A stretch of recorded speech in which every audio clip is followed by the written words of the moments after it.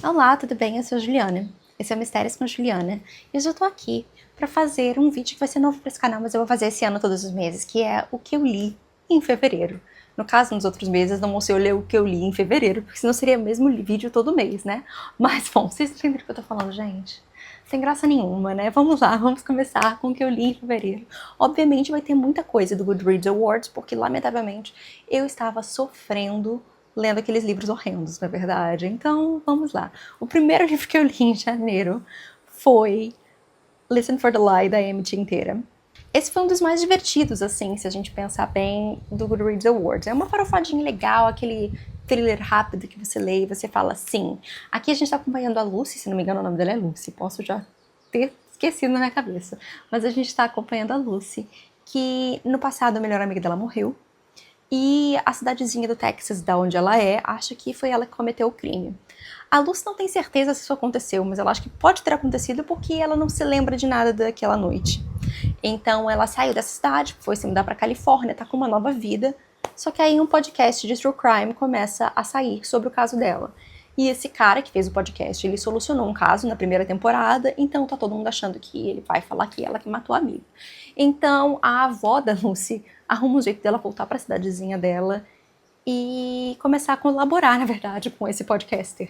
Então, é isso. Esse livro é interessante porque ele meio que é dividido entre transcrições de áudio, né, do podcast e o que está acontecendo com a Lucy. É um livro divertido, me fez rir, sabe? Eu gostei, eu achei que me entreteve, perto de umas bombas aí que existiram, sabe? Então esse daí, nossa, é o livro perfeito perto daquilo. Porque aí, a gente, quando eu falo em bomba, a gente fala do pior do livro, de um dos piores livros que eu li na minha vida, que é A Professora, que foi o segundo livro que eu li em fevereiro, que é de nossa grande amiga, queridona, Frida McFadden, né? Frida McFadden é a médica que escreve 50 livros por ano e trabalha como médica, então você tem noção do nível da escrita da pessoa como é, né?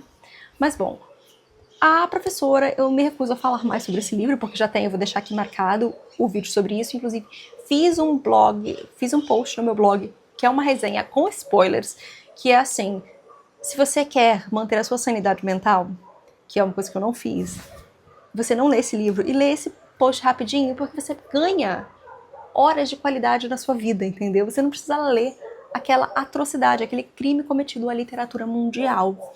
Então tá aqui um resumo daquele livro horrendo. Mas bom, aí depois disso eu li O Namorado, que também é de Dona Frida, mas esse já é melhorzinho, porque pelo menos não comete nenhuma ofensa assim gigante.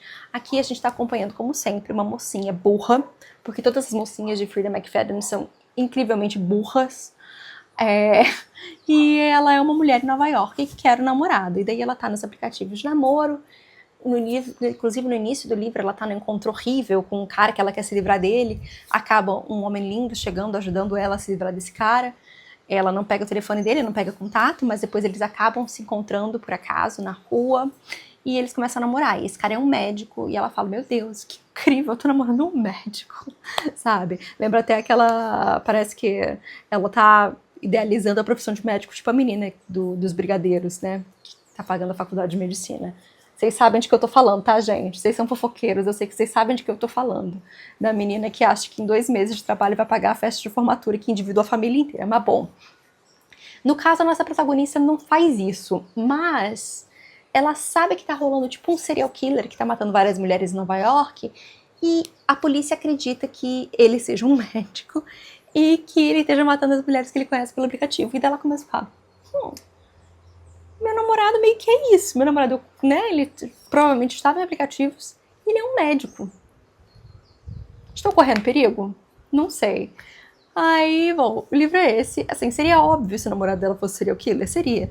Mas esse livro me surpreende no final, entendeu? Me surpreendeu bastante, inclusive. Eu achei até, falei, nossa, Frida conseguindo me surpreender.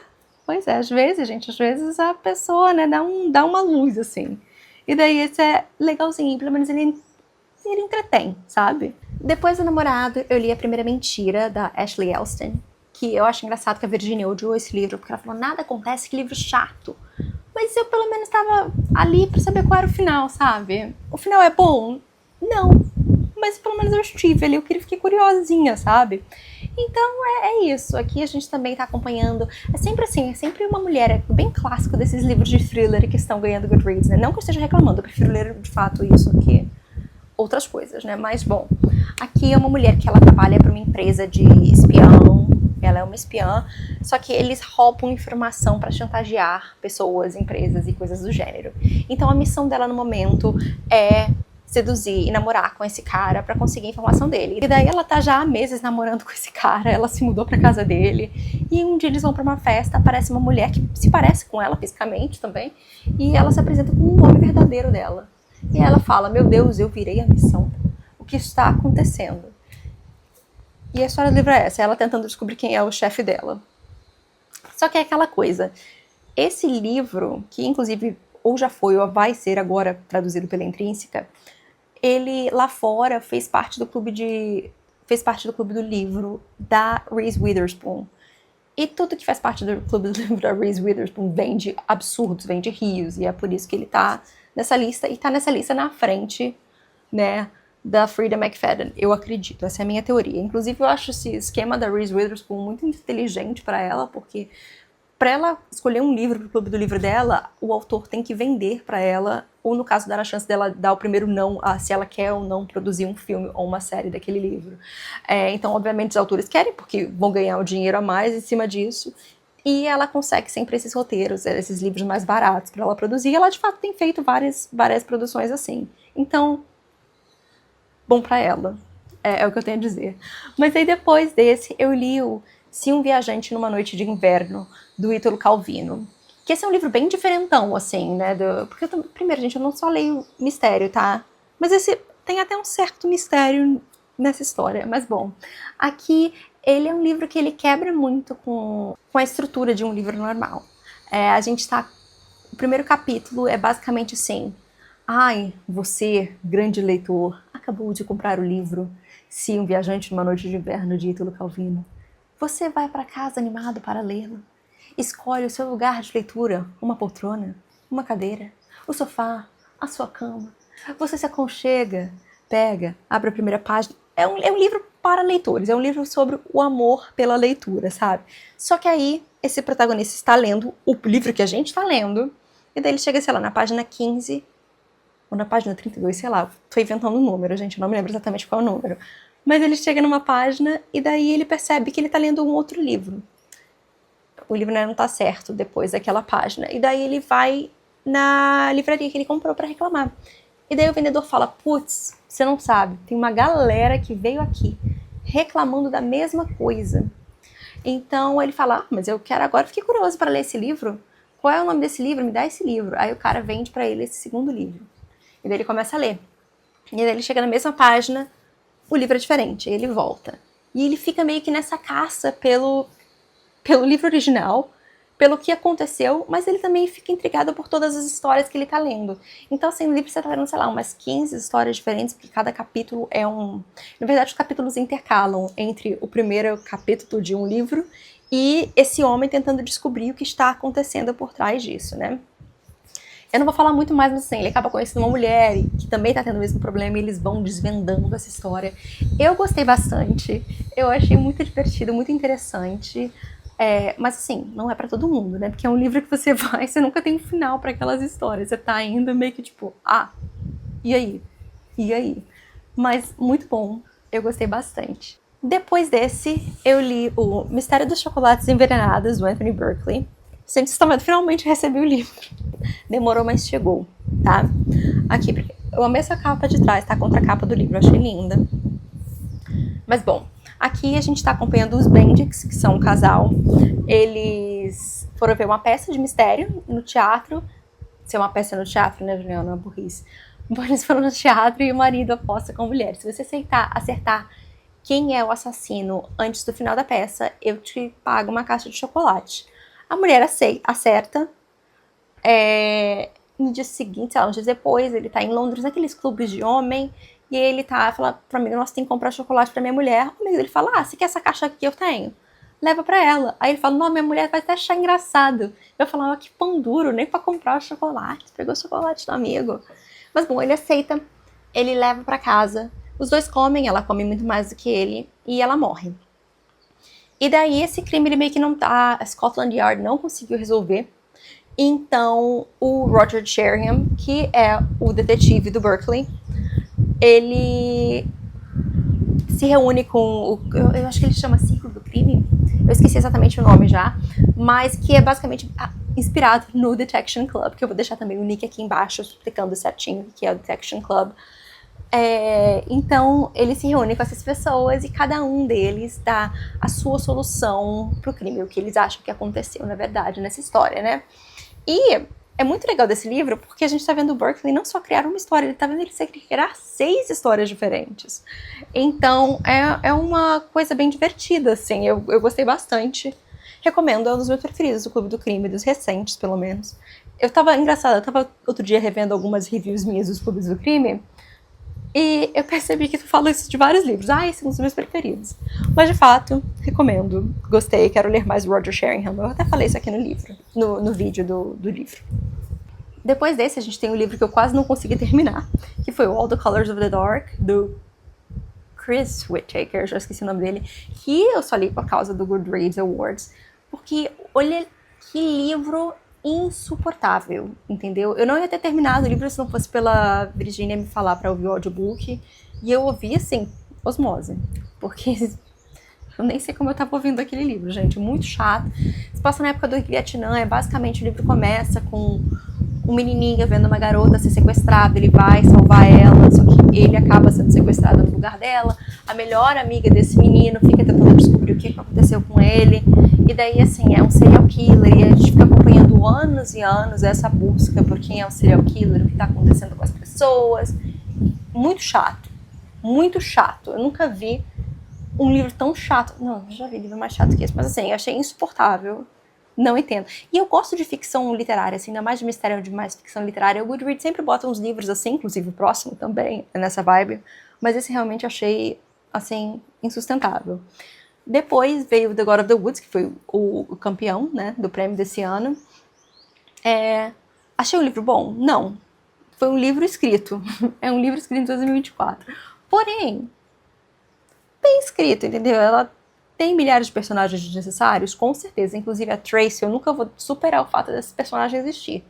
Porque não precisava. Mas bom, aqui a gente está acompanhando uma família muito rica, que tem um acampamento de verão. Eles nunca vão para esse acampamento, mas eles moram, né, do lado, no mesmo terreno, mas longe. E daí, anos atrás, o filho deles, criancinha de 7 anos, desapareceu um dia sozinho. No momento atual, que é nos anos 70, a filha deles de 13 anos resolve ir para esse acampamento e ela também desaparece.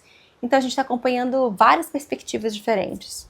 A menina, como falei, a Tracy, que é desnecessária, que é a amiga dessa garota que desaparece no acampamento. A gente está acompanhando a mãe da menina que desaparece, policial, as pessoas que estavam envolvidas na investigação no passado, a menina que era para tomar conta dela no quarto, a menina que é quem toma conta de todo o acampamento.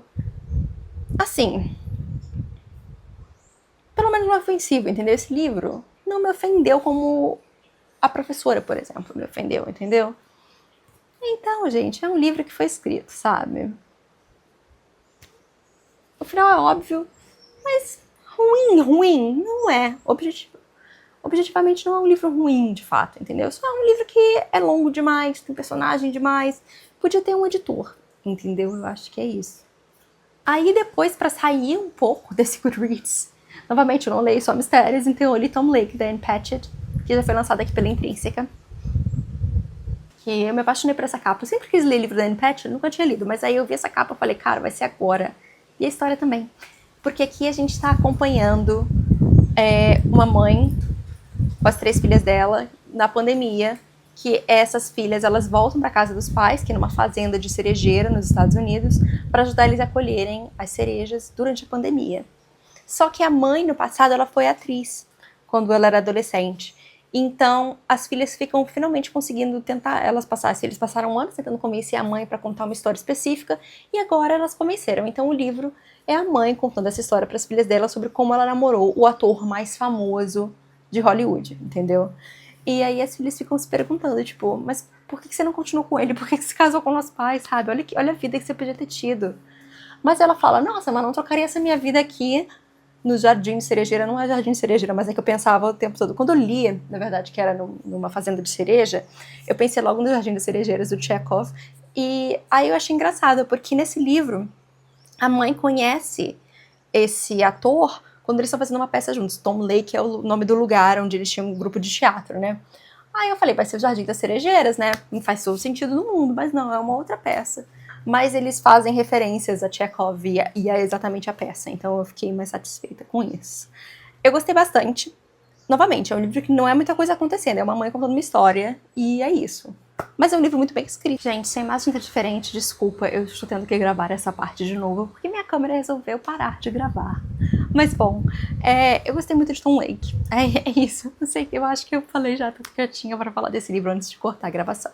Mas aí, depois de Tom Lake, eu li o livro para nossa primeira discussão do nosso clube do livro meio da Virgínia, que foi o Cão dos Baskerville, do Arthur Conan Doyle, que é Sherlock Holmes, né, gente? Eu acho que é a história mais clássica do Sherlock, que ele tá lá na casa dele parado, vem um médico e fala assim, preciso da sua ajuda, meu amigo. E daí ele fala que um amigo dele, em Devon, acabou de ser morto, que era muito rico, morreu, e deixou tudo pro herdeiro. Só que o herdeiro está vindo do Canadá e tem um pequeno problema, que essa família tem uma maldição que eles sempre morrem quando estão nessa casa pelo cão dos Baskerville, que é um grande cachorro preto e tudo mais. E daí ele fala, a gente precisa contar essa história pro menino que tá vindo aí e falar que ele não pode ficar muito tempo naquela casa, que ele tem que, na verdade, cuidado com isso. Aí o Sherlock pensa, eu vou pra lá? Não tô muito afim. Manda o Watson fica de babado herdeiro por um tempo. Então, aí ele fica lá vendo o que tá acontecendo, é uma força sobrenatural, é uma entidade sobrenatural, não é, o que tá acontecendo, quem são os vizinhos, o que vai de fato acontecer com esse homem, então tudo isso. Eu recomendo que vocês vejam o vídeo da nossa live, porque eu achei que foi muito divertido. Inclusive, já deixo aqui claro que mês que vem, no caso, fevereiro agora, esse mês já, na última quarta-feira de fevereiro, às 7 da noite, a gente vai fazer a discussão do E Não Sobrou Nenhum, da Agatha Christie, que é o meu preferido da Agatha, então eu espero que vocês gostem também. Mas bom, depois desse livro, eu li o Big Mole, da Kate Black, que eu li, na verdade, recomendado por uma youtuber gringa que eu gosto muito, mas eu fiquei muito decepcionada, é um livro de não-ficção. Eu gosto de ler não-ficção sobre temas aleatórios que eu tenho um certo interesse. Esse, por exemplo, era sobre shoppings, e eu acho interessante, porque assim, a gente aqui no Brasil, a gente tem muita obsessão pra ir pra shopping, né? A gente vai pra shopping, a gente caminha pra ir no shopping, a gente vai pra ir no cinema no shopping. E lá fora, os shoppings estão meio que virando cidades fantasmas, assim, porque ninguém mais vai pra shopping em vários países e tudo mais, né? Então, eu falei, vou ler esse livro, fiquei curiosa, ela promete contar a história do shopping, e essa autora, ela é uma canadense que cresceu na cidade que, quando ela crescia, tinha o maior shopping do Canadá, eu acho que da América do Norte, algo assim, já não me lembro. Mas eu achei esse livro muito chato e, assim, é mais memórias dela do que histórias interessantes sobre isso, de fato. Então eu acabei não gostando muito, assim, então não recomendo, na verdade. Então podia ter um livro melhor sobre isso, entendeu? Essa é a minha teoria. Mas bom, depois disso, eu cheguei no último livro do mês, que foi o The Feast, da Margaret Kennedy, que eu tenho, na verdade, a versão física dele. Só que tá em uma das melhores caixas, porque eu ainda não tenho as estantes prontas. Então, eu li no meu cubo. Aqui a gente está acompanhando um resort no sudoeste da Inglaterra, que é em Cornwall, que é onde as pessoas vão muito pro verão. É um hotel pequeno, que fica tipo numa montanha, só que do lado tem uma montanha maior, estão fazendo um piquenique do lado de fora, as pessoas desse hotel. A montanha, a parte da montanha despenca em cima deles, várias pessoas morrem, alguns sobrevivem. Então a gente está acompanhando as histórias dessas pessoas, os relatos dos sobreviventes e diários, cartas das pessoas que estavam no hotel antes. Então, por exemplo, enquanto o The God of the Woods eu falei, são milhares de personagens desnecessários, aqui tem muito mais personagem, só que você de fato está acompanhando eles e aí faz sentido, porque você está construindo esse microcosmo desse hotel e de quem eram essas pessoas, quais eram as relações entre elas. Então tem, por exemplo, tem as crianças, tem os adolescentes, tem um quadrado amoroso, assim, entre uma menina do hotel e outras pessoas, tem a família que é a dona do hotel, tem os hóspedes, tem o padre local. Então eu achei bem interessante, porque, por exemplo, o padre foi a primeira pessoa que teve contato com esses sobreviventes, então a gente vai vendo tudo o que aconteceu e pouco a pouco como essa história foi aumentando, né, como as tensões entre esse grupo foram aumentando até chegar nesse acidente. Não é muito bem um mistério por si só, mas é um drama muito bem escrito. A Faber, que é a editora... Esse é um livro antigo, esse livro se passa no pós-guerra, mas esse é um livro que eu acho que é dos anos 50 e foi republicado agora há pouco tempo, né, com essa edição que... Inclusive eu comprei por causa da capa, gente, vou ser sincera, foi fútil, eu achei a capa bonita. Mas eles têm republicado esses livros, assim, antigos que eu tenho gostado bastante. Outra autora é a Celia Framley, que eu até recomendei pra Virginia no vídeo que a gente trocou recomendação de Natal, que foi The Long Shadow. Eu tenho gostado bastante dessas reedições, assim, que eles têm feito, então eu recomendo o The Feast, pra quem ficar curioso pra ler, eu achei muito bom. Mas aí eu queria saber de você, porque esses foram os livros que eu li em janeiro. Eu queria saber o que vocês leram, vocês já leram alguns desses livros? Vocês têm recomendações? Afinal, gente, a gente já tá no outro mês, eu quero ler mais livros, entendeu? Então deixa aqui embaixo, por favor, seus comentários sobre isso, sobre os livros, suas recomendações. E também curte o vídeo, segue o canal, entendeu, gente? Por favor, pra ajudar aí. Até a próxima. Tchau!